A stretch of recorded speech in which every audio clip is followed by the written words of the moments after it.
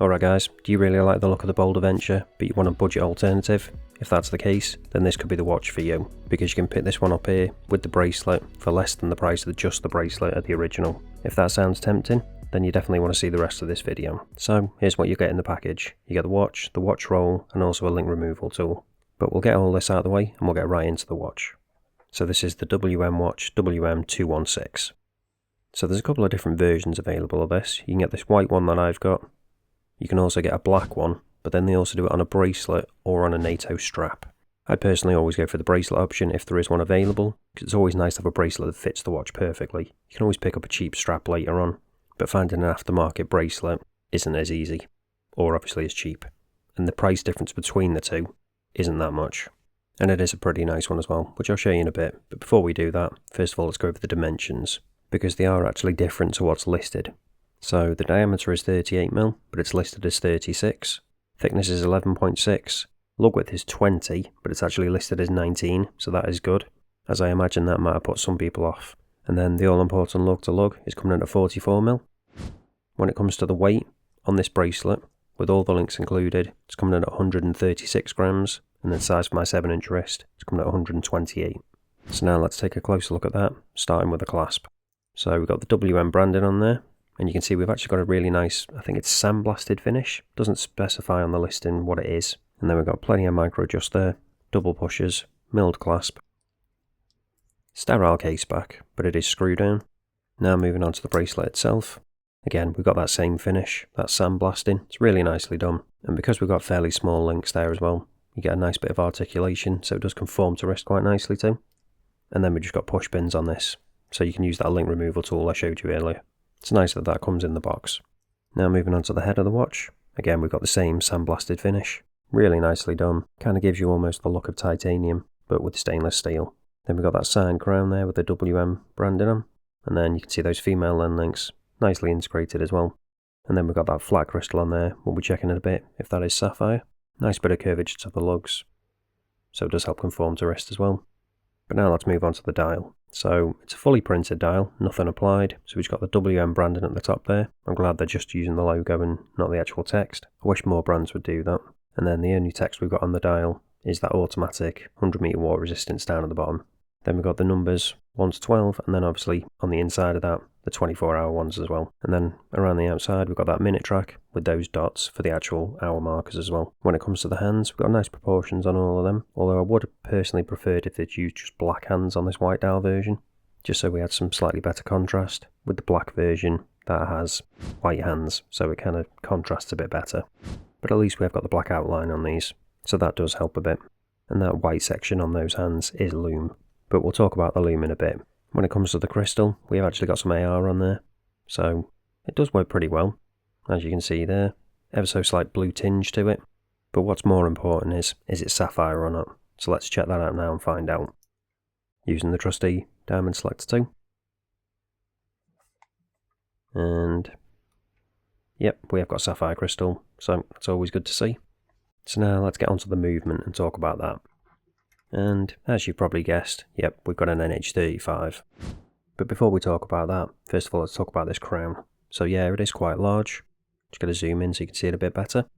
Because of the position of it at the 4 o'clock, I think it needs to be this big, given the case shape, otherwise I just don't think you'd be able to grip it properly. So if we unscrew it, and then this is where we do have an issue that comes in, because it's the NH35, we do actually have a ghost date. So would have been nice if they'd used the NH38. Pop it out to the second position, second hand stops. So we've got hacking, and then we can just change the time. And then pop it back in, second hand re-engages. Hand winding, all works well, but as I say, would have been nice to have an NH38, the no date specific version of the movement. Or if you're going to use the NH35, have a date window on there somewhere, maybe down at the 6. But let me know, which of those two options would you prefer? So now, let's get onto the Lume and talk about that, because it is pretty interesting with this one. So you can see we've got a bit there already, but let's charge it up, give it a proper chance. And there we go. So as you can see, we've got a fully Lume dial on this, which is really cool. Obviously that's only with the white version. If you go for the black one, that's just the lumed hands. So again, the listing is a little bit vague with this one. It says it's green and blue lume. I'm assuming it's C3 or BGW9. So this one obviously is the BGW9. I'm assuming the black one is going to be C3. But now you can probably see why I wanted those black hands on this. Because having the lume on the hands as well as the fully lumed dial, it just kind of blends in a bit. Whereas if you had the black hands, it'd just be a bit of a negative effect with the lume instead. Apart from that though, it's looking pretty good initially at least. So no patchiness on the dial or on the hands. And they're both pretty consistent as well. But the question as always is, what is the longevity like? So let's speed this up now and find out. So as you'd expect, initially not too much of a change. But as we keep going on, eventually the fully lumed dial does fade a bit, but it's still pretty legible surprisingly. The hands are obviously slightly brighter. Perhaps that's why they opted to go with the lumed hands as well. Maybe they just couldn't get enough lume on that dial to make it last long enough. So overall, pretty good lume. Not the best I've ever seen, but in terms of fully lumed dials, it's not bad. Again, I just would have liked to have seen those black hands instead though, just so there's a bit more contrast, both at night and during the day. So, as you can see, it's shaping up to be a pretty nice package overall. Obviously it's not perfect, no watch ever is. There are a few little things that I would change. So now let's go over the pros and cons, show you what it's like on wrist, so you can make a fully informed decision on whether you want to pick one of these up or not. And here it is on my 7-inch wrist. So I do think it looks really good. Particularly like the sandblasted finish on the whole watch. I think it suits it really well. It wears nicely on wrist as well with that nice compact lug to lug, and the slight curvature to those lugs as well as those female end links. Thickness isn't too bad either, and you should be able to get the perfect fit as well, without plenty of micro adjust on there. I would have liked to have seen them use that logo on there. The bracelet wears really nicely, and again I just love that finish, and again with those smaller links it just helps conform to wrist really well. When it comes to the issues I have, the main one is probably going to be the movement for some people.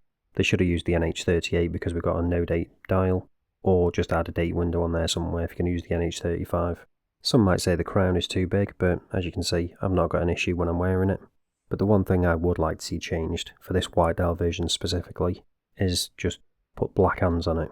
Don't do lume, just do them solid black, so you've got the negative lume. And again, it'd also have the added benefit of just making it more legible during the day as well, just having solid black hands. They're not too bad as it is, with that nice black surround, but I just think it'd look better as solid black. But let me know, do you agree, or do you think it's fine the way it is? So in terms of issues, that's pretty much it as far as I can tell, or at least for me personally anyway. When it comes to the dimensions that are listed, I'm glad that the 19mm lug width was wrong, and it is actually 20. This is why I always make sure to measure all of these and check all the dimensions and specs and everything on these watches when I get them in, because they can sometimes be wrong. Sometimes they'll occasionally just copy and paste them over from a different watch. And this is exactly why I don't really tend to do that many list videos, just talking about the specs based on the website. I like to have the watch in hand so I can personally check it out before recommending it to you guys. Obviously I do make some exceptions, but that normally tends to be with brands that I've got a lot of experience with, and they tend to be more established, whereas this is a newer brand, so they're kind of still finding their feet a bit. So if you are still interested in picking one of these up, link is down in the description as always. That is an affiliate link, it does help support the channel, but you don't pay any extra. And if you want to see how WM watches are progressing with each watch and improving, I'll leave a link to the playlist, all the different ones I've checked out so far. But that's it for this one guys, thanks for watching, and I'll see you in the next one.